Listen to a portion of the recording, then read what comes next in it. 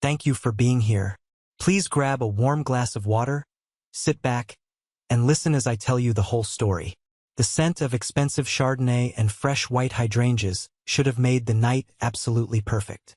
It was my engagement party, a night that was supposed to be about my future, held in the massive glass-walled sunroom of the sprawling estate I grew up in. My fiancée, Chloe, stood by my side wearing a simple but stunning navy blue dress. Her fingers were gently intertwined with mine, her thumb rhythmically rubbing the back of my hand. She was a silent, steady anchor in a room full of people who felt much more like strangers than actual family members. Soft jazz music played from the high-end ceiling speakers, blending smoothly with the polite, meaningless chatter of 50 guests holding crystal glasses. But beneath that polished surface, the air in that room was completely toxic. My family was not there to celebrate my engagement. They were simply tolerating my presence, waiting for the perfect moment to strike and get exactly what they wanted. The ambush had been building up for 2 solid weeks, but I never in a million years thought my own father would turn a night meant for celebration into a public execution. It happened so fast. The jazz music was still playing when my dad, Joseph, marched aggressively across the polished marble floor. His face was flushed a deep, angry red, radiating the intense heat of too much expensive scotch and raw, unhinged anger. He did not care who was watching. He grabbed my shoulder, his heavy fingers digging into the fabric of my tailored suit jacket like actual claws. He leaned in close, his breath reeking of liquor and cigars, and his voice cut through the ambient noise of the room, loud enough to stop the music dead in its tracks. "We are done playing games, Matthew," he snarled, the thick veins in his neck bulging against his collar.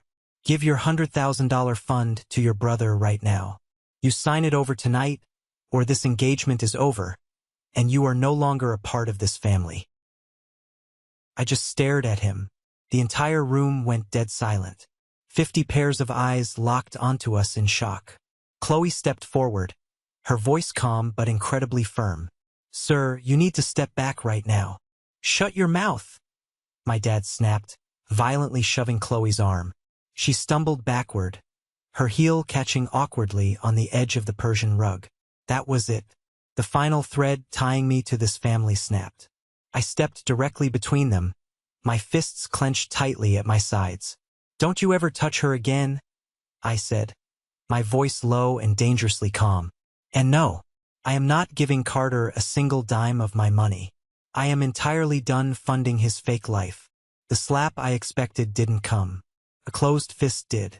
My dad swung with absolutely everything he had. His knuckles connected directly with the left side of my jaw. The sickening crack echoed off the glass walls like a gunshot. My head snapped to the side, the world spinning wildly for a split second as I staggered back, knocking over a silver tray of champagne flutes. Glass shattered loudly across the marble floor. I immediately tasted heavy copper in my mouth.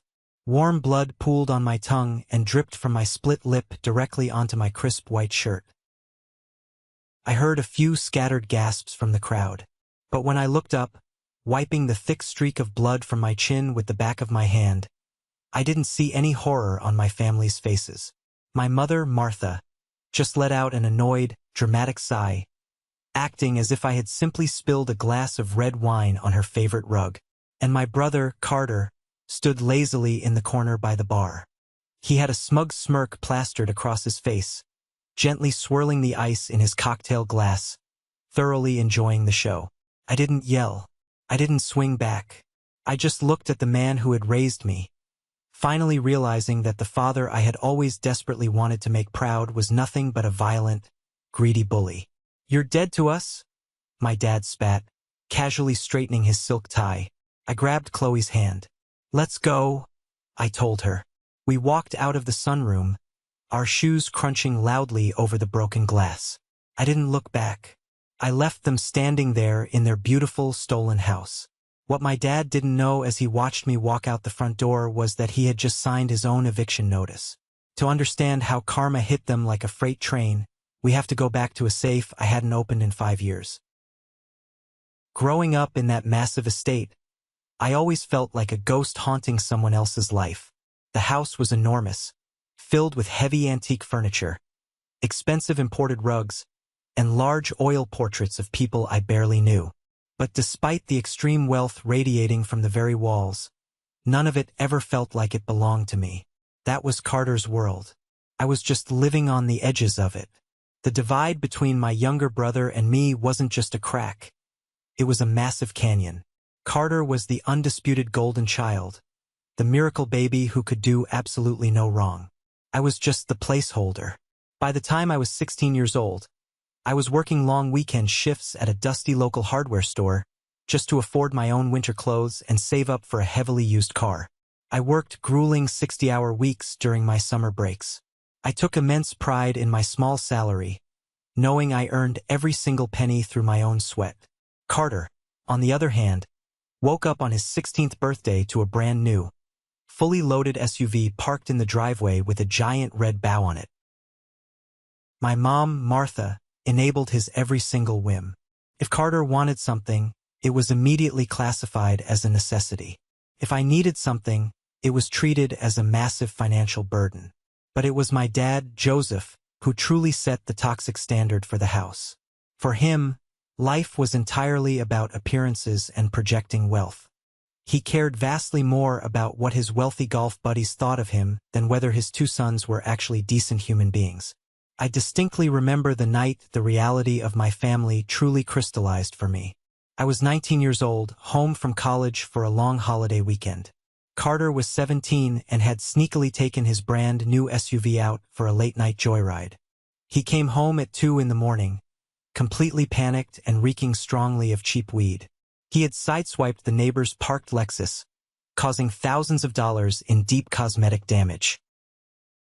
The very next morning, 2 police officers were standing at our heavy oak front door. I stood silently on the top of the grand staircase, watching my dad speak in hushed tones to the officers. When he finally closed the door, he didn't run upstairs to scream at Carter.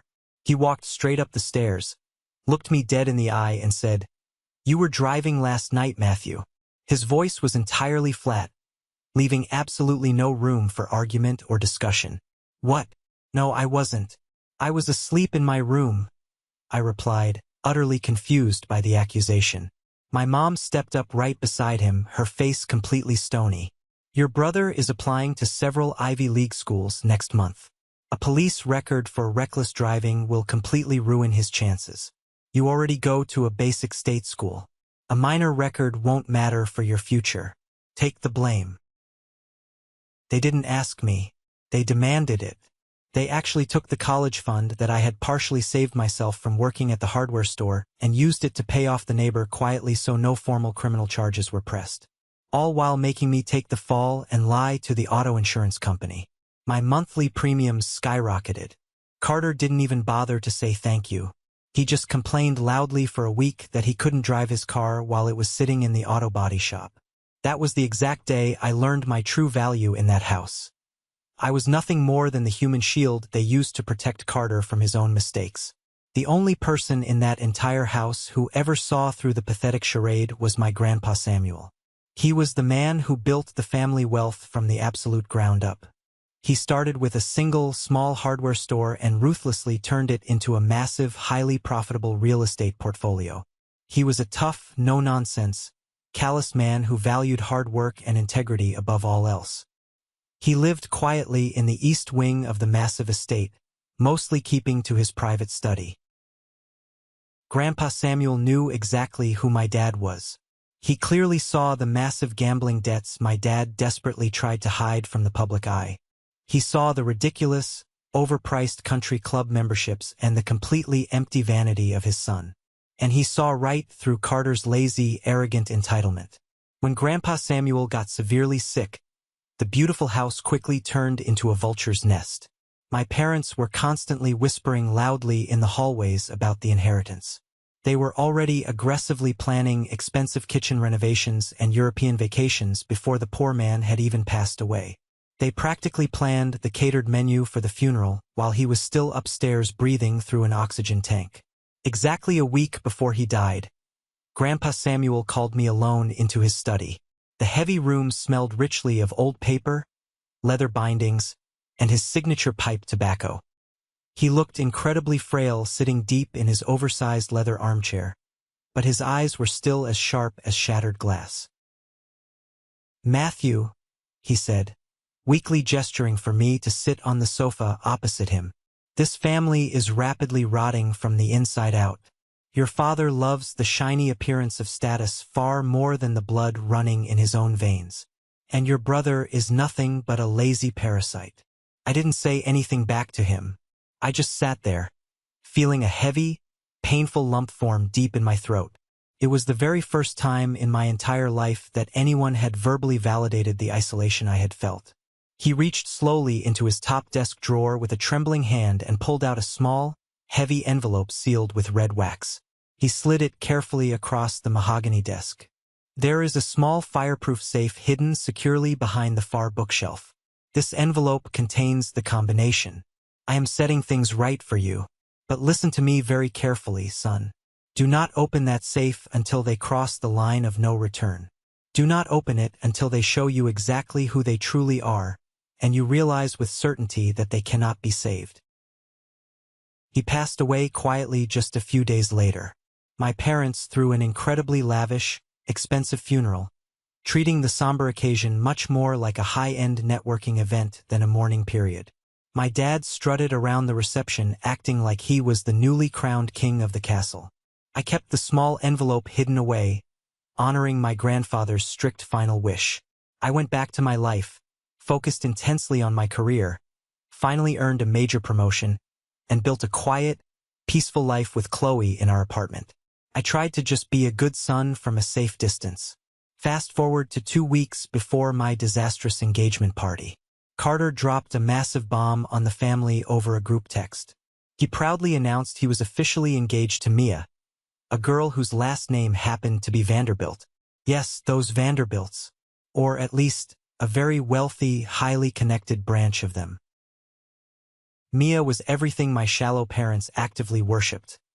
Old money, highly connected, and incredibly condescending to anyone she deemed beneath her. She looked at our family like we were an amusing, slightly pathetic charity project. But her powerful family demanded solid proof of wealth before they would even consider signing off on the marriage. They wanted to know exactly what financial assets Carter brought to the table. My parents panicked immediately. My dad's hidden gambling debts had quietly eaten away at almost all the cash reserves Grandpa Samuel had left them. The estate was beautiful and grand, but they were incredibly cash poor. So what did my dad do to fix it? He doubled down on his ridiculous lies. He leased a bright red Ferrari for Carter, paying a massive monthly premium they absolutely couldn't afford, just so Carter could pull up to the Vanderbilt estate looking like a young, self-made tech millionaire. We had a tense family dinner to celebrate Carter's sudden engagement. I drove my reliable, completely paid-off, 5-year-old sedan and parked it directly next to the gleaming rented Ferrari in the circular driveway. At the long dining room table, Mia barely acknowledged my existence. She spent the entire grueling meal closely inspecting her manicured nails and complaining loudly about the potential catering options at her upcoming destination wedding. "Carter tells me you just work in logistics," Mia said suddenly, looking directly at me like I was a squashed bug on her windshield. "How perfectly quaint. Are you hoping to finally earn a decent management salary eventually? Or do you just enjoy driving that little beater car parked outside?" Carter laughed out loud. A loud, obnoxious, braying sound that echoed in the dining room. My parents immediately joined in, chuckling as if Mia had just told a brilliant joke. "Matthew is just our late bloomer." My mom chimed in, reaching over to affectionately pat Mia's hand. "He's very simple. But Carter, oh, our Carter is clearly destined for great, important things." I squeezed my silver fork tightly. I didn't bother to defend myself. I knew the actual truth. I knew my recent promotion made me out-earn Carter by a mile, considering he hadn't held a steady, paying job in over 2 years. I knew that shiny red Ferrari was rented on borrowed credit. But they were also utterly desperate to impress this arrogant girl that they were perfectly willing to tear me down just to build Carter up a tiny fraction of an inch higher.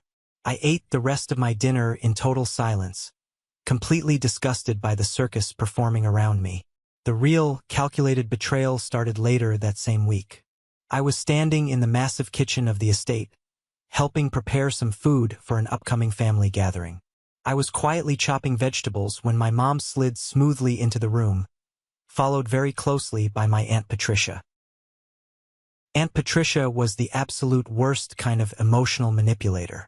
She possessed a sweet, dripping Southern Belle voice and always brought homemade casseroles to family events. But she was always the one aggressively pulling the toxic strings behind the scenes. She had gone through an incredibly messy divorce a few years back, fighting tooth and nail in a bitter custody battle over her own kids. Ever since that divorce, she viewed every single family interaction as a calculated financial transaction. She was my mother's primary advisor in all things manipulative. "Matthew, honey?" Aunt Patricia purred softly, leaning casually against the cold granite counter. "Your mother and I were just talking about Carter's upcoming wedding. It's going to be a truly spectacular event down in Cabo." "That's great, Aunt Pat," I said, intentionally not looking up from the wooden cutting board. My mom took a very deep breath, quickly putting on her best, most serious negotiation face. "The thing is, Matthew, the Vanderbilts expect a very certain level of grandeur and luxury. And the specific beach venue Carter absolutely wants requires a massive, non-refundable deposit by this Friday." I stopped chopping the bell peppers. I knew exactly where this conversation was going. And frankly, my mom said, completely dropping the sweet, motherly act, "You have that untouched investment account, the $100,000 Grandpa Samuel left specifically in your name. You haven't touched a single dime of it." I froze in place. The sharp chef's knife hovered perfectly still in my hand. That money was my ultimate safety net. It was the essential fund Chloe and I were going to use to put a down payment on our very first house. "That's my money, Mom. Grandpa left it to me, not to Carter." "Oh, please don't be so overly dramatic," Aunt Patricia chimed in, rolling her heavily mascaraed eyes. "You and Chloe are so remarkably simple. You really don't need a big, fancy house. You can just do a very small, cheap backyard wedding. Carter needs to make a massive statement. You owe it to your own brother to help him securely lock down this marriage." Before I could firmly tell Aunt Patricia to get entirely out of my face and mind her own business, my dad walked purposefully into the kitchen, firmly crossing his arms over his chest. The trap was officially closed around me. "You are going to transfer that money directly to my bank account by tomorrow morning," my dad commanded. It was absolutely not a request. It was a direct order. "You have a strict duty to this family to ensure we look good to the Vanderbilts. Your brother is marrying way up. We need the cash right now." "No," I said incredibly firmly, turning my body to face him directly. "I work hard for my money. You leased a Ferrari you clearly can't afford. That is your financial problem, Dad, not mine." My dad's face darkened into a terrifying scowl. "You are going to deeply regret being this selfish, Matthew. I promise you that." The large kitchen went dead silent. The Cold War had officially begun. For the next 14 agonizing days leading up to my engagement party, I was completely exiled from the family. My family cut off all forms of communication. They didn't call. They didn't send a single text. Aunt Patricia eagerly went to work calling every single extended family member on the contact list, maliciously spinning a wild story about how I was hoarding money and actively trying to sabotage my own brother's happiness out of pure, bitter jealousy. I tried to ignore the swirling drama. I focused intently on my work at the office and finishing the planning for my engagement party with Chloe. But they were absolutely not done trying to break me down. Exactly 3 days before the party, my younger cousin Dylan unexpectedly showed up at my apartment door. Dylan was Aunt Patricia's oldest son. He had always been the quiet, observant one, the guy who generally stayed entirely out of the toxic family politics. He brought a cold 6-pack of beer and a very sympathetic, warm smile. "Man, things are completely crazy back at the house," Dylan said, sitting heavily on my living room couch and popping open a beer. "Uncle Joseph is literally losing his mind over this Cabo deposit deadline. I just wanted to come by and see how you were doing. Personally, I think they're being totally unfair to you." For a brief, fleeting second, I felt a massive wave of relief wash over me. Finally, someone in this insane family who actually saw reality for what it was. We talked casually for about an hour. I eventually went into the kitchen to grab us some leftover pizza from the fridge. When I walked quietly back into the living room, Dylan didn't hear me approach. He was standing directly by my home office desk. My laptop was wide open, actively displaying my secure online banking dashboard. Dylan had his smartphone out, rapidly snapping clear pictures of my private account balances and routing numbers. My blood instantly ran freezing cold. The severe betrayal hit me like a physical punch to the gut. "What the hell are you doing, Dylan?" I asked, my voice echoing in the small room. He jumped violently, nearly dropping his phone onto the desk. He stammered nervously, his face instantly turning a pale, sickly white. I was just quickly checking a text message. "I swear, man." I walked over aggressively, snatched his phone from his shaking hand, and looked down at the bright screen. He was currently in an active group chat with my dad, my mom, and his mother, Aunt Patricia. The very last message sent from my dad read, "Get the exact account numbers. I'm having my lawyer draft a temporary freeze order. We'll claim he stole the funds from the estate." I looked up at Dylan. I didn't even yell. I just felt utterly, profoundly disgusted. "Get out of my house right now." He scrambled frantically for the front door, not saying a single word in his defense. I slammed it and locked it securely behind him. They weren't just aggressively asking for the money anymore. They were actively plotting to steal it directly from me using fake legal threats. I slowly closed my laptop. The very last shred of hope I had for my family completely evaporated into thin air in that exact moment. Despite the extreme hostility, my parents insisted heavily on hosting my engagement party at the estate anyway. It was all about maintaining public appearances. If they suddenly canceled the large event, the nosy country club crowd would definitely ask uncomfortable questions. So, they decided to play the role of the happy, generous hosts, smiling widely for the hired cameras while keeping a sharp knife ready right behind their backs. When Chloe and I finally arrived that evening, the estate looked absolutely beautiful. The expensive catering was flawless, the lighting was perfect, but the energy in the air was completely suffocating. Extended family members who had heard all of Aunt Patricia's vicious lies gave me tight, incredibly fake smiles before immediately turning their backs to whisper to each other.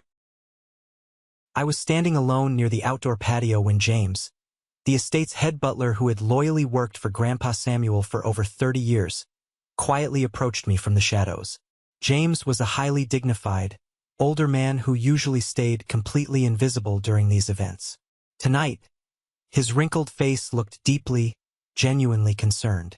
He handed me a fresh drink and leaned in very close to my ear. "Matthew, you need to be incredibly careful tonight," he whispered urgently. "What is it, James?" I asked, keeping my voice low. "Your father has been locked in his office drinking neat scotch since noon today. He had a massive screaming match on the phone earlier with the luxury dealership about the Ferrari lease payment. He's incredibly desperate for cash. I overheard him telling your mother that he is going to physically force you to sign a transfer document tonight in front of everyone. He thinks if he creates a massive public scene, you'll cave immediately just to avoid the embarrassment." I nodded slowly, looking out at the large crowd of oblivious guests. "Thank you for telling me, James. I truly appreciate it. Your grandfather would be very, very proud of the strong man you've become," James added softly before slipping away silently back into the busy kitchen. Just then, the heavy front doors burst wide open. Carter had finally arrived. He walked in over an hour late, his silk tie completely undone, already loudly slurring his words to the valet. He had clearly been drinking heavily before he even got here. He stumbled aggressively past the elaborate dessert table, nearly knocking over our expensive, tiered engagement cake, laughing loudly and obnoxiously as Mia trailed a few steps behind him looking absolutely mortified. The dark storm was rapidly gathering. The air pressure in the room noticeably dropped. I looked over at Chloe, and she gave me a tight, incredibly reassuring squeeze of my hand. The explosive fuse was lit, and I knew for a fact my father was about to strike the match. It happened exactly as James warned it would, leading right up to that horrific moment in the sunroom. My dad didn't pull me aside privately to the study to have a quiet conversation. He waited maliciously until the room was completely full, until the music was playing softly in the background, and then he marched over to execute his desperate plan. When he aggressively shoved Chloe, the entire world seemed to slow down into frame-by-frame motion.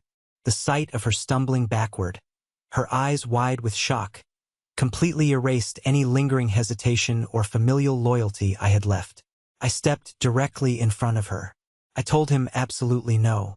I told him I wouldn't fund Carter's pathetic, fake life for one more second.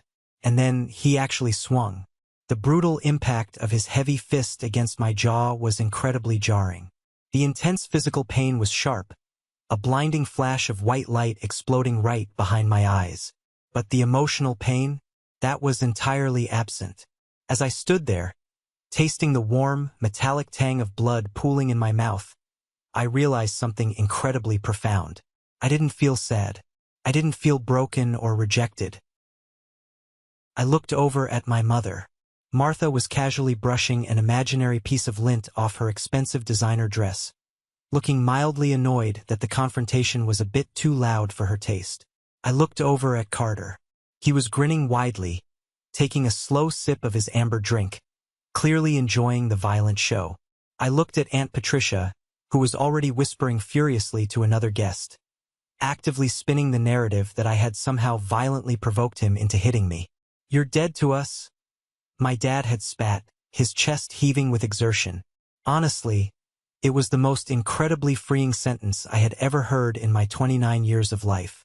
The little, hopeful boy inside me who desperately wanted his dad to be a hero, who desperately wanted his mom to love him just as much as she loved his brother, that boy finally permanently died.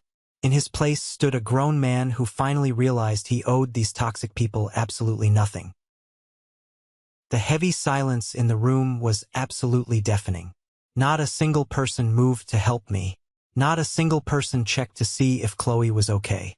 They all just watched in silence, fully complicit in the abuse, waiting eagerly to see if I would finally break down, cry, and hand over the money to buy back my father's highly conditional love. I reached up slowly, wiping the thick streak of blood from my chin. I looked my father dead in the eye. My jaw throbbed with a dull, heavy ache, but my voice was completely, terrifyingly steady. "You are an incredibly weak, pathetic man, Joseph," I said, projecting my voice loud enough for every single guest in the room to hear clearly. "You have absolutely nothing but a rented car and a massive mountain of hidden debt. And you will never, ever see a single dime from me." My dad let out a roar and lunged forward again, raising his fist for a second strike. But this time, two of his golf buddies rushed forward and grabbed his arms, holding him back forcefully to avoid the police being called to the estate. I simply turned my back on him. I wrapped my arm firmly and protectively around Chloe's waist and guided her carefully through the stunned crowd. The sea of well-dressed guests parted quickly for us, their eyes wide. We walked confidently out the heavy oak front doors and stepped out into the cool, crisp night air. I didn't even bother to grab my expensive coat from the coat check. I didn't look back at the sprawling, brightly lit estate. We drove all the way back to our small apartment in complete silence. The adrenaline was slowly fading from my system, leaving a dull, intense throbbing ache in my jaw and a slight ringing in my left ear. When we finally got inside, Chloe didn't say a word. She went straight to the freezer, pulled out a bag of frozen peas, wrapped it carefully in a clean kitchen towel, and gently pressed it against my rapidly swelling face. She looked deeply at me, her eyes completely filled with tears. Not tears for herself, but tears for me. "Matthew, I am so incredibly sorry. We really should call the police. What he did was straight-up assault." I sat heavily on the edge of our worn-out couch, staring blankly at the dark television screen. I thought seriously about calling the cops. I thought about the messy, drawn-out legal battle the embarrassing local headlines, and the endless, exhausting drama Aunt Patricia would inevitably spin to the rest of the family. "No," I said quietly, my voice raspy. "Matthew, he hit you in the face. You cannot just let him get away with that."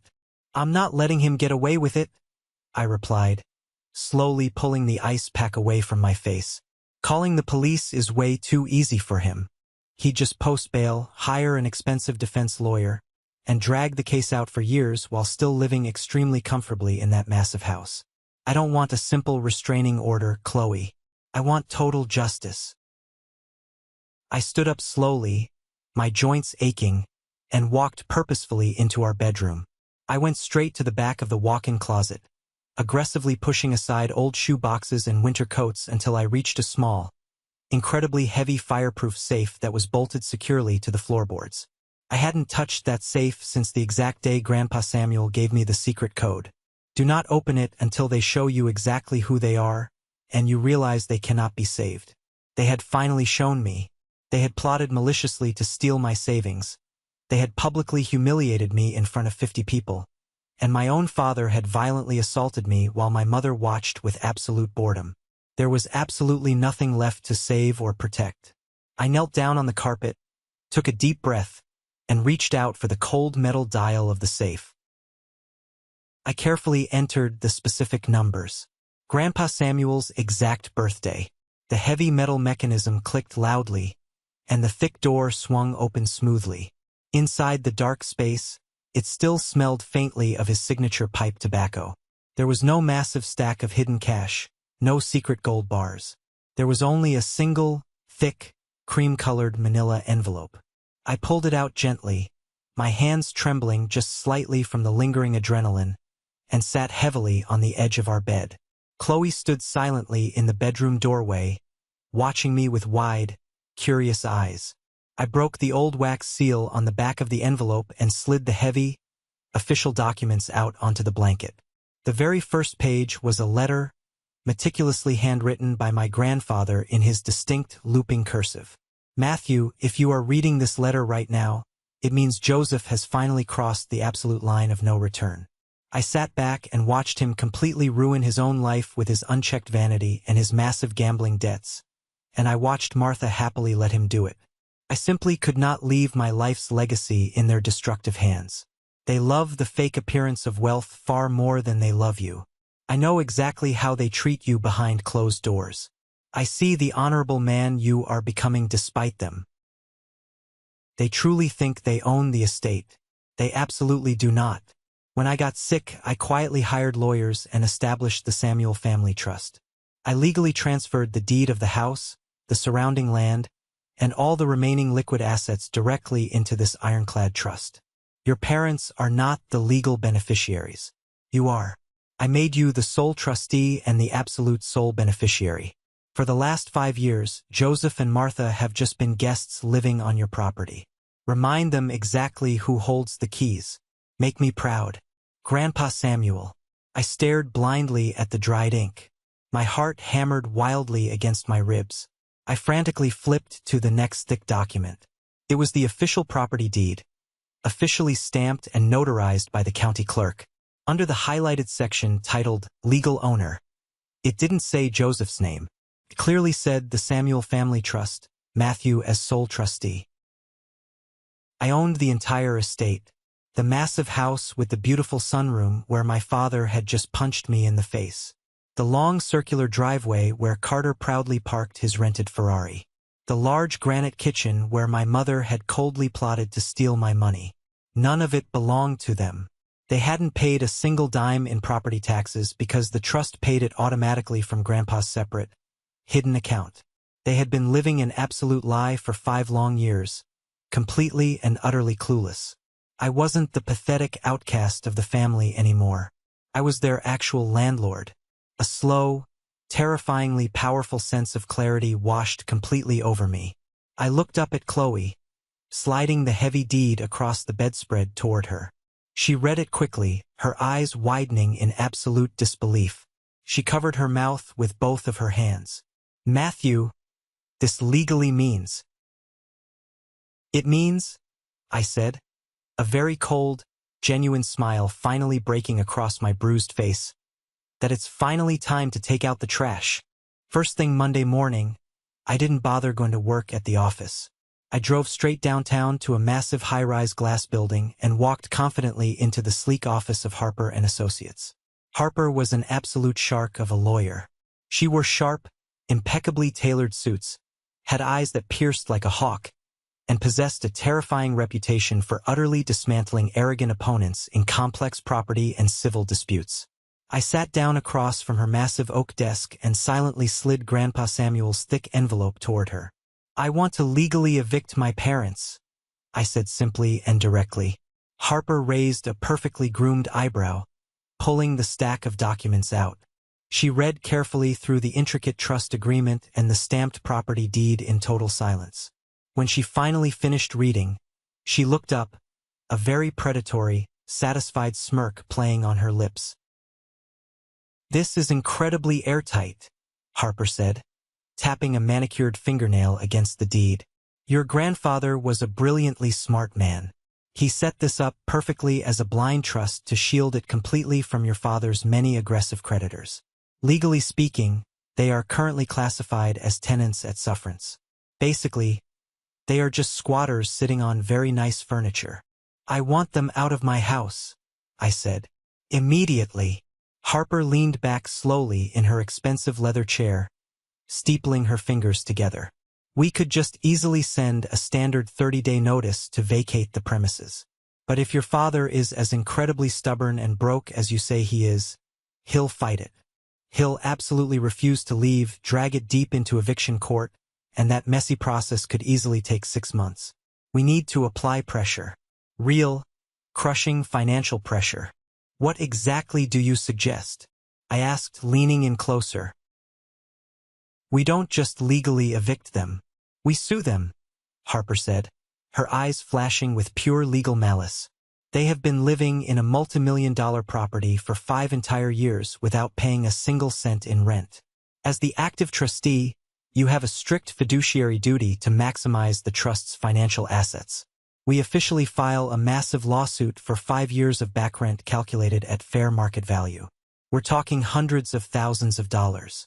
We file the aggressive suit and simultaneously, I request an emergency judicial freeze on all their remaining bank accounts pending the litigation." I stared at her, deeply absorbing the brutal strategy. It was incredibly ruthless. It was perfectly surgical. Once the bank freeze hits and the massive lawsuit lands directly on their front doorstep, Harper continued, her voice practically purring, they will realize immediately they are facing total, unrecoverable financial ruin. They won't even be able to pay a cheap defense lawyer. That's exactly when we offer them a settlement. A legal trapdoor. "What's the settlement?"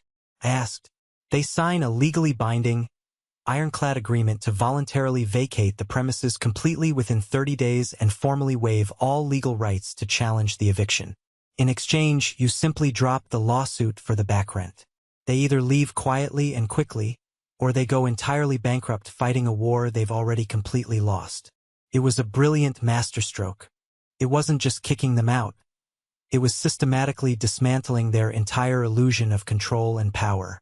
It was violently forcing my father to realize he was completely powerless against me.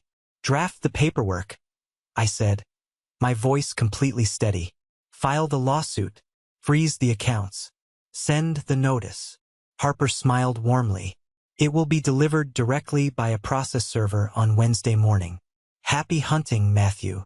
The trap I had carefully set with lawyer Harper didn't just snap shut. It slammed down with the devastating force of a falling anvil. Wednesday morning arrived exactly as Harper promised it would. I was sitting quietly at my kitchen island in my apartment, sipping a hot cup of black coffee, watching the digital red numbers on my microwave tick over to exactly 9 o'clock. I knew exactly what was happening at that very second.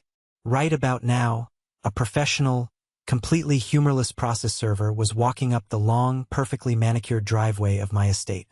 Right about now, he was ringing the heavy brass doorbell. And right about now, he was handing a thick, terrifying stack of legal documents directly to my father. I didn't have to wait very long for the massive fallout to reach me. At exactly 9:15, my cell phone started vibrating aggressively across the cold granite countertop. The caller ID flashed my mother's name. I didn't pick it up immediately. I let it ring 4 times, listening to the buzzing sound, taking another slow, deliberate sip of my dark coffee. I wanted her to sweat. Then, I finally hit the green answer button and put the phone on speaker, resting my hands on the counter. "Matthew!" My mother shrieked instantly. Her voice was completely hysterical. A sharp, piercing, guttural sound that lacked absolutely all of her usual refined, country club polish. "Matthew, you need to call this off right now. Some absolute lunatic just came to our front door and handed your father a massive lawsuit. He's threatening to sue us for hundreds of thousands of dollars in back rent. And my debit card just declined at the grocery store. I had a cart full of food, and the machine said declined. The bank teller on the phone said our accounts are completely frozen. Tell this Harper woman there has been a massive, ridiculous mistake."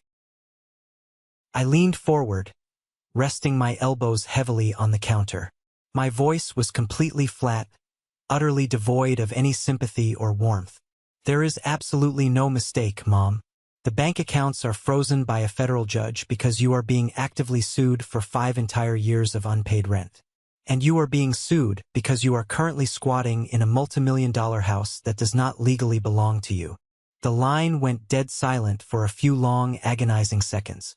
I could hear her ragged, panicked breathing through the speaker. "What in the world are you talking about? Your father owns that house. Grandpa Samuel left the inheritance to him." "No, Mom," I corrected her, my tone dropping to a cold, unforgiving whisper. "Grandpa Samuel left the inheritance entirely to me. He set up an ironclad blind trust 5 years ago because he knew Dad's massive gambling debts would completely bankrupt the family. He made me the sole trustee and the sole beneficiary. I own the house. I own the land. Dad is just a very ungrateful guest. And frankly, you have both severely overstayed your welcome." "You wouldn't dare do this?" she gasped, her voice trembling with genuine, raw fear for the very first time in her pampered life. "You cannot do this to your own family. We gave you everything. We raised you, Matthew. You raised me to be a human shield for Carter." I shot back, the years of suppressed anger finally bubbling up into my words. "You stood in that beautiful sunroom and sighed with annoyance while my father punched me in the face. You aggressively plotted with Aunt Patricia to steal my hard-earned savings. You don't get to play the victim now." "Please," she sobbed loudly. "Carter's wedding is in exactly 30 days. Then I highly suggest you start packing your boxes very quickly," I said smoothly. "People who assault the landlord get evicted. You have exactly 30 days. Do not call this number again." I pressed the end call button. The silence in my apartment was absolutely beautiful. The next 30 days felt like an absolute masterclass in psychological warfare. I completely blocked my parents' phone numbers from my device. I blocked Aunt Patricia and her entire side of the family. I ignored the frantic, legally threatening emails my dad desperately sent from his work computer. Lawyer Harper handled all the communications, standing like a brick wall between them and me. Just as she expertly predicted, they didn't have a single legal leg to stand on. With their bank accounts legally frozen solid by a federal judge, they couldn't even afford to hire a junior lawyer to review the documents, let alone fight a massive civil litigation in court. Exactly 5 days after the lawsuit was formally served, a heavily defeated, utterly broken Joseph signed the harsh settlement agreement. They legally agreed to vacate the estate completely by the end of the month to avoid bankruptcy. Ironically, their absolute deadline to move out of the house fell on the exact same weekend as Carter's massive, over-the-top destination wedding to Mia Vanderbilt. They had kept the embarrassing eviction a total, closely guarded secret from Mia's wealthy family, desperately trying to keep up the fake illusion of extreme wealth just long enough to get the official marriage certificate signed and filed. Chloe and I were technically still invited to the wedding reception, purely because uninviting us at the last minute would raise far too many uncomfortable questions among the nosy extended family. They fully expected me to stay home out of shame and embarrassment. They were incredibly wrong. The wedding reception was held at a ridiculously expensive, exclusive oceanfront hotel. It looked exactly like a royal coronation. There were massive, towering ice sculptures, tens of thousands of imported white roses, and an open bar serving top-shelf liquor to hundreds of wealthy guests. When Chloe and I arrived, we looked absolutely flawless. I wore a sharp, custom-tailored charcoal suit, and Chloe wore a stunning, elegant emerald green gown. We didn't walk in with our heads down. We walked in like we owned the entire building. We deliberately did not sit at the reserved family tables near the front of the ballroom. We stood near the back, leaning casually against a high-top table, quietly observing the circus around us. I spotted my parents immediately. My dad looked absolutely terrible. His expensive rented tuxedo hung loosely on his frame. His face was a sickly pale color, and he was sweating profusely under the bright chandelier lights. He was constantly checking his gold watch, knowing for a fact that a cheap moving crew was actively emptying their remaining belongings into a storage unit back at the estate. My mom looked like she was heavily medicated, forcing a stiff, shiny plastic smile for the roaming photographers. Then I finally saw Carter. He was standing near the dead center of the room, holding a crystal glass of expensive champagne, laughing loudly and obnoxiously with some of Mia's wealthy cousins. He looked completely oblivious to the fact that his entire financial world was currently burning to the ground behind his back. He spotted me from across the crowded room. His arrogant, familiar smirk widened. He whispered something into the ear of his new bride, Mia, and then confidently strutted across the polished ballroom floor directly toward me, completely ready to gloat. Mia trailed slowly behind him, holding the train of her massive dress, looking incredibly annoyed that she had to interact with the poor side of the family on her special day. Well, Carter sneered loudly, stopping just a few feet from me. He took a slow, deliberate sip of his champagne. I honestly didn't think you would have the guts to show your face here tonight, Matthew, especially after you threw that massive temper tantrum at your own party. I see you're still driving that pathetic little sedan. Did you park it around the block so the valets wouldn't laugh at you? I just smiled warmly at him. It's good to see you too, Carter. Congratulations on the wedding. Mia stepped up right next to him, crossing her arms defensively over her chest. Let's keep this very brief, Carter. The professional photographer wants us standing by the main ice sculpture in exactly 5 minutes for family portraits. I'm just giving my big brother a quick, much-needed reality check, Carter said, casually adjusting his expensive silk bow tie. Dad told me you finally cut us off entirely. Good riddance. I don't need your pathetic little savings account anyway. I'm marrying into real, actual money now. My Ferrari is parked out front with a VIP tag, and we're flying out to a private island for the honeymoon tomorrow morning. You should probably just leave right now before you embarrass yourself further in front of these people. I didn't flinch. I didn't get angry. I didn't raise my voice. I just took a very slow, highly calculated step forward, completely invading his personal space. I leaned in very close, bringing my mouth right next to his ear so only he and his new wife could hear my specific words over the loud, thumping party music. Enjoy the honeymoon, Carter, I whispered, my voice dripping with absolute, unforgiving ice. Because you are going to desperately need the vacation. When you fly back to the city next week, I highly suggest you clear out your new guest room. Carter pulled his head back quickly, his arrogant smirk faltering just a tiny fraction. He looked genuinely confused. What the hell are you talking about? I kept my voice perfectly steady, making sure every single syllable hit its intended target with maximum impact. I'm talking about the simple fact that your entire financial background is a complete, fabricated lie. That bright red Ferrari parked out front? Dad leased it, and the dealership is actively looking to repossess it tonight because the massive payments bounced. And the massive estate you love bragging about to all of Mia's friends? Dad doesn't own it. I do. Grandpa Samuel left the entire inheritance to me in a blind trust to protect it from Dad's gambling debts. Carter's face went completely blank. His confident eyes darted nervously to Mia, who had suddenly gone very, very still beside him. "You're lying?" Carter stammered, his voice cracking noticeably. "Dad owns the house. He showed me the papers.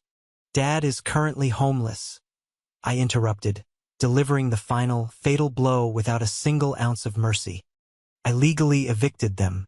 They signed the final legal paperwork 5 days ago to avoid a massive lawsuit for back rent.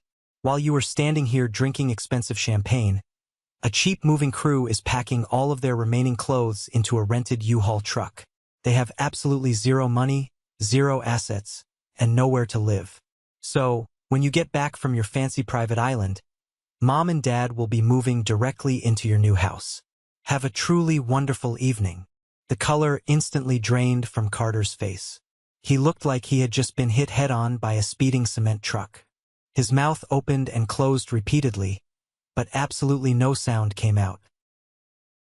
I shifted my hard gaze directly to Mia. Her perfectly contoured face was chalk white. Her eyes were wide with sheer, unadulterated panic. She belonged to a very strict family that demanded extreme financial security, and she had just legally married a man whose entire family was entirely bankrupt, completely fraudulent, and newly homeless. The grand Vanderbilt illusion was completely shattered into a million sharp pieces right in front of her eyes. I didn't wait for either of them to respond. The absolute horror radiating from their widened eyes was the only closure I ever needed. I turned smoothly on my heel, offered my arm gently to Chloe, and we walked calmly out of the lavish ballroom. I didn't look back once.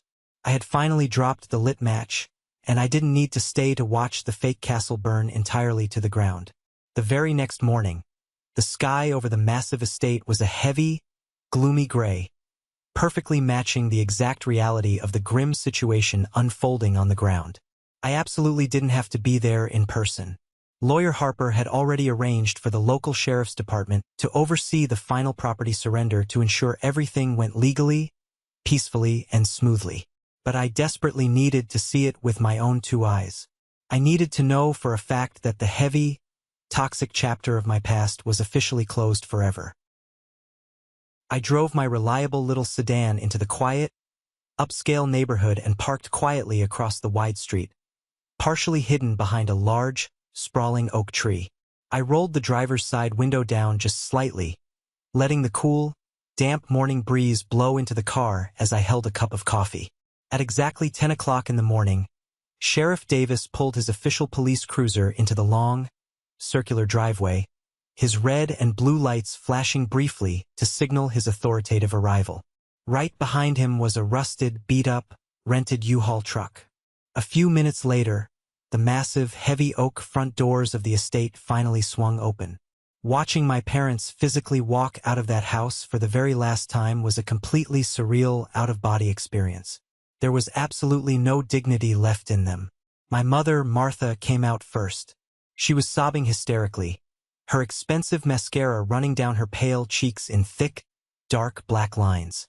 She was desperately carrying 3 very expensive designer handbags clutched tightly to her chest, treating them as if holding on to them would somehow magically save her crumbling social status. She looked incredibly small, fragile, and entirely pathetic. Then came my father. Joseph looked like he had physically aged 20 years in a single stressful month. His broad shoulders were heavily slumped. His face was deeply unshaven, and he was violently arguing with one of the hired movers about a tiny scratch on a wooden dining chair. He looked completely defeated, entirely stripped of all the fake power, money, and intimidation he had constantly used to control me my entire life. As my father angrily turned around to grab another cardboard box from the porch, his eyes scanned the quiet street. He froze instantly. He saw my familiar sedan parked across the road. Even from 50 yards away, I could see the absolute, fiery rage and utter desperation ignite in his tired eyes. He dropped the heavy box he was holding. It hit the concrete driveway with a loud, echoing crash, spilling broken picture frames, loose papers, and old books onto the pavement. He started running aggressively toward the end of the driveway, his face turning a dangerous, unhealthy shade of purple. He completely ignored the sheriff loudly yelling for him to stay back on the property line. He crossed the quiet street in seconds and slammed his heavy, calloused hands violently against the metal hood of my car. "You ungrateful, malicious little brat!" My father screamed at the absolute top of his lungs, his voice hoarse, cracking, and filled with pure venom. "Look at exactly what you did. We have absolutely nothing left. We are living in a cheap, filthy motel tonight because of you. How could you possibly do this to your own flesh and blood? We gave you life." I sat completely calmly in the driver's seat. My heart wasn't racing. My hands weren't shaking on the steering wheel. I looked at this desperate man who had violently punched me in the face just a month prior, and I felt absolutely nothing but a cold, hard, unshakable indifference. I slowly pressed the automatic button, rolling the driver's side window down just a few more inches. The crisp, cool morning air rushed into the cabin, carrying the distinct scent of freshly cut grass and my father's bitter, overwhelming desperation. "You gave me life," I said, my voice incredibly calm, measured, and completely devoid of emotion, cutting sharply through his hysterical screaming. "And you actively tried to ruin that life at every single opportunity just to make yourselves look slightly better to your rich friends. You physically assaulted me. You aggressively tried to steal my future. So, let's just call this a perfectly even trade." He stared blindly at me, his mouth hanging wide open, completely at a loss for words. He fully expected me to argue back. He expected me to yell, to cry, or to show some sign of guilt. He didn't know how to mentally handle the terrifying, unshakable calmness of a man who no longer cared about his existence in the slightest. "We're completely done here, Joseph," I said softly, looking him dead in the eyes. "Do not ever try to contact me again." I hit the button, rolling the thick glass window back up, permanently sealing off his frantic screaming. I put the car in drive, slowly pulled away from the curb, and left him standing entirely alone in the middle of the street, helplessly watching the only real asset he ever had drive away. Driving back to my apartment that morning, I felt an overwhelming, profound sense of deep emotional cleansing. The heavy, suffocating weight I had carried on my shoulders for 29 years was simply magically gone.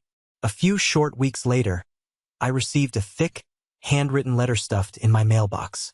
The return address was a cheap, run-down apartment complex on the bad side of town. It was from Aunt Patricia, the exact same woman who had ruthlessly orchestrated the evil plan to steal my savings was now begging on her knees. The long letter was a pathetic, rambling mess, desperately asking for a massive family loan to help my parents secure a new apartment. She strongly hinted that if I just gave them a small, monthly salary from the trust, everyone could forgive, forget, and go back to being a happy family. I stood silently in my kitchen, reading her manipulative, toxic words. I didn't feel angry. I just felt completely exhausted by their endless, bottomless greed. I walked slowly over to my home office, fed the thick letter directly into the heavy-duty paper shredder, and watched her fake, hollow apologies turn into tiny, meaningless strips of paper. I never replied. The very next day, I drove back downtown to Harper's law office. I sat down at her large desk and confidently signed the final, binding legal authorizations regarding the property. I didn't want to live in the massive estate. The walls held far too many toxic memories, and the grand, empty hallways felt like a dark museum of fake love. But I absolutely wasn't going to let Grandpa Samuel's hard work and legacy go to waste. I formally instructed Harper to completely liquidate the physical house, tear it down, and repurpose the massive, valuable plot of land.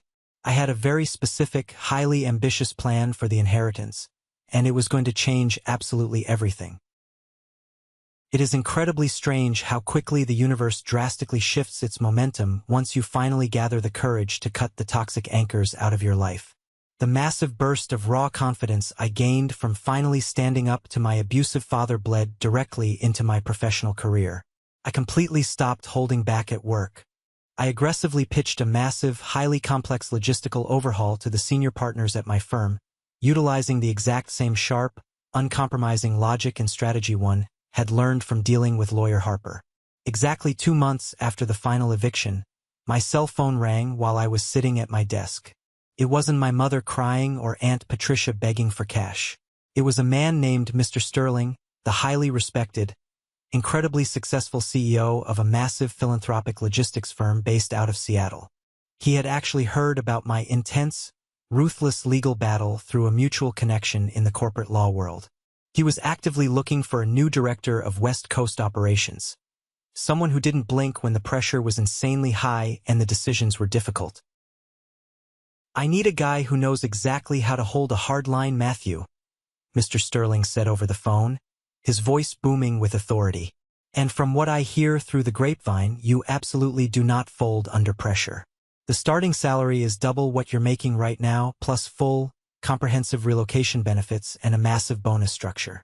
We want you in Seattle immediately." I didn't even have to think about it. I accepted the massive promotion on the spot. Chloe and I happily packed up our entire life into boxes and moved across the country to the beautiful Pacific Northwest.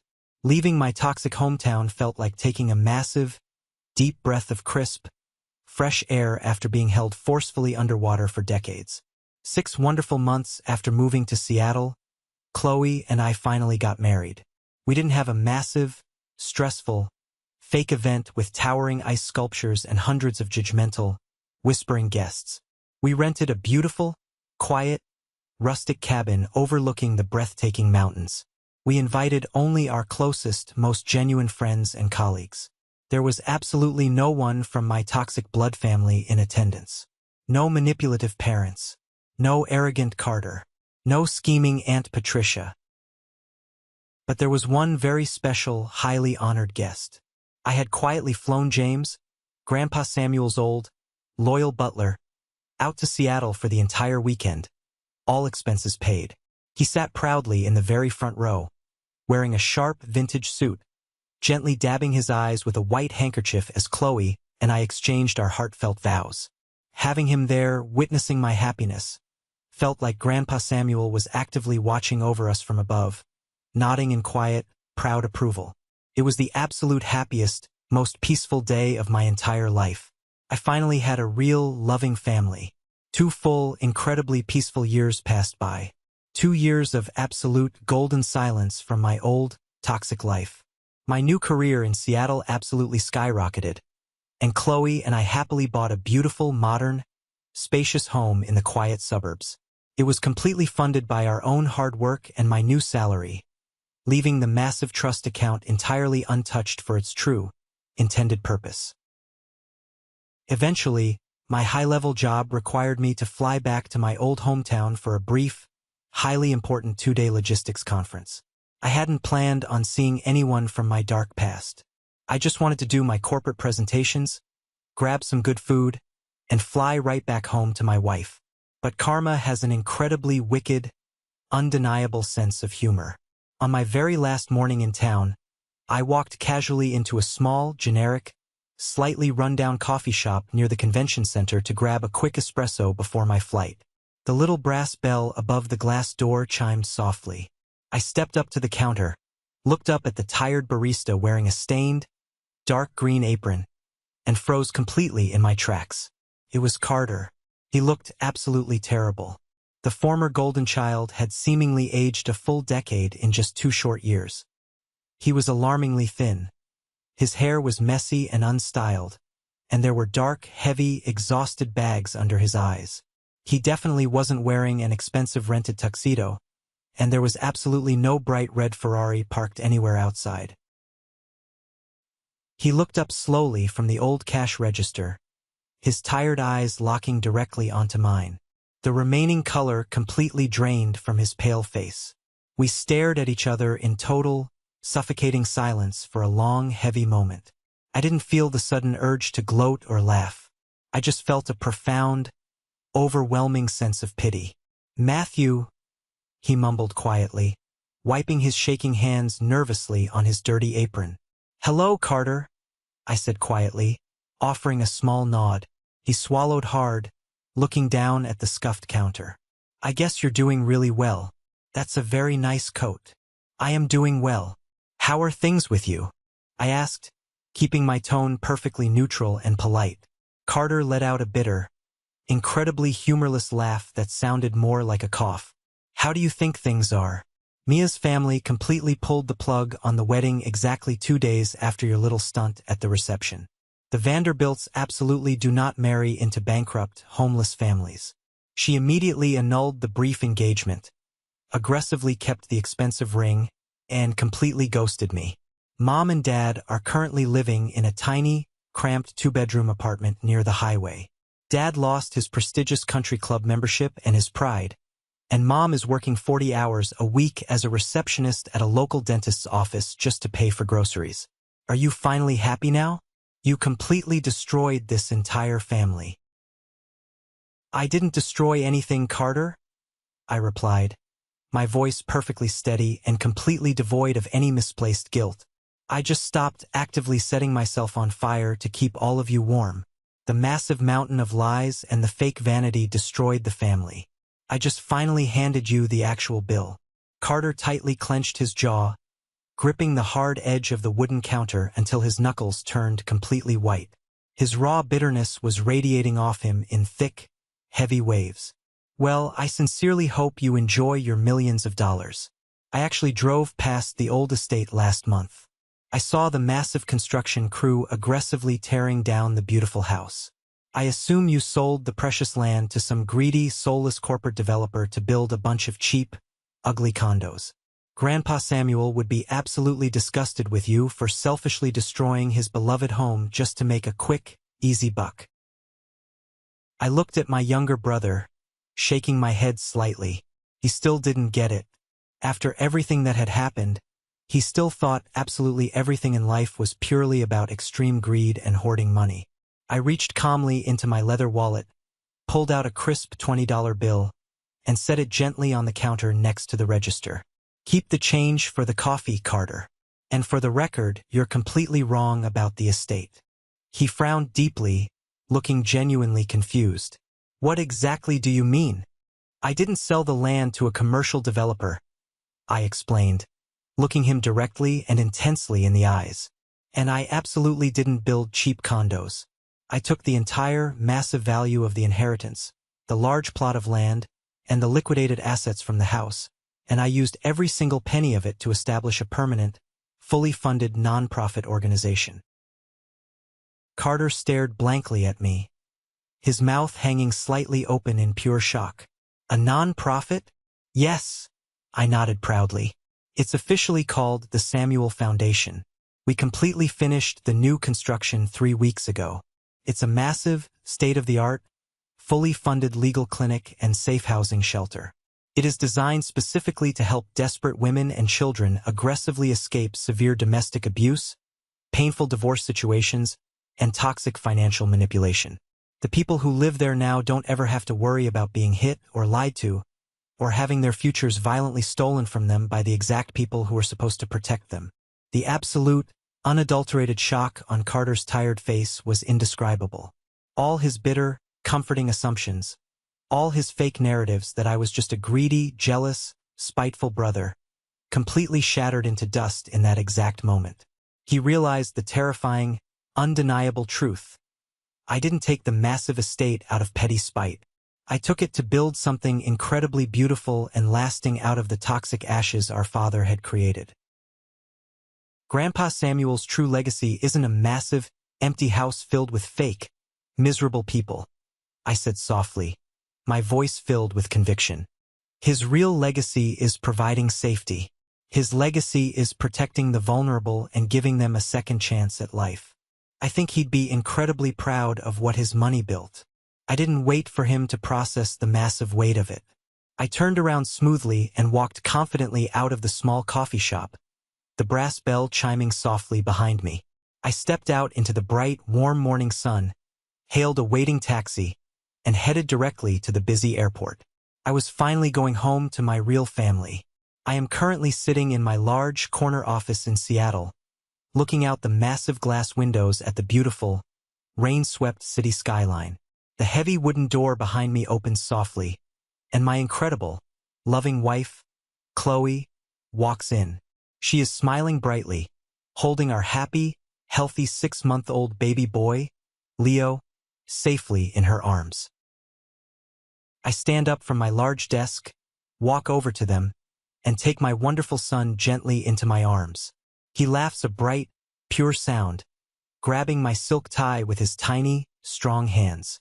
I look down at his innocent face, and I make a silent, unbreakable vow to the universe. I will never, ever make him feel like a heavy burden. I will never constantly compare him to anyone else to make him feel small. And I will never, ever raise a violent hand to him. The dark, generational cycle of toxic manipulation, severe financial abuse, and physical violence officially stopped with me. I took the heavy, rusted chain my father tried to wrap tightly around my neck, and I broke it into 1,000 useless pieces. Sometimes, when the office is quiet, I log onto my computer and check the official website for the Samuel Foundation. I slowly scroll through the anonymous, highly emotional testimonials of the brave people who have found real refuge on the exact same plot of land where my father once violently punched me in the face. My arrogant parents lost a massive, beautiful house that they never truly appreciated or actually deserved.